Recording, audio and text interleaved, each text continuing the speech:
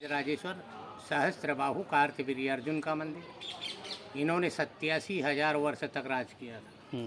15,000 वर्ष तपस्या करने के बाद भगवान दत्तात्रेय से वरदान मांगा तो इनको 1000 हाथ का वरदान मिला था राजराजेश्वर भगवान को। उसी 1000 हाथ से नर्मदा जी को इन्होंने कहा था कि मैं आपसे शादी करूँगा। तो नर्मदा जी ने कहा कि आप मेरी धारा को रोक के देख लेना, फिर मैं शादी कर लूँगी। इन्होंने जैसे ही अपने 1000 हाथ फैलाए, अपनी 1000 भुजाओं के द्वारा हजारों धाराएं निकल गई। वहीं पर रावण जल कीड़ा पूजा पाठ कर रहा था, संध्या का समय था और अपनी रानियों के साथ ये पूजा पाठ कर रहे थे।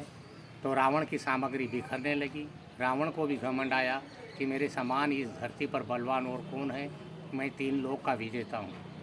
तो रावण का घमंड चूर करने के लिए रावण से राजराजेश्वर भगवान ने युद्ध किया। रावण को परास्त करके 6 महीने के लिए यहाँ बंदी बना कर रखा था। बाली ने काक में दबा के रखा था, इन्होंने घोड़े की घुड़सवार में बांध के रखा था। ये शिव पंचायत है, 5 पंचों के बीच सभा होती थी। रावण को सभा में लाया जाता था, सभा होने के पश्चात वहीं छोड़ दिया जाता था।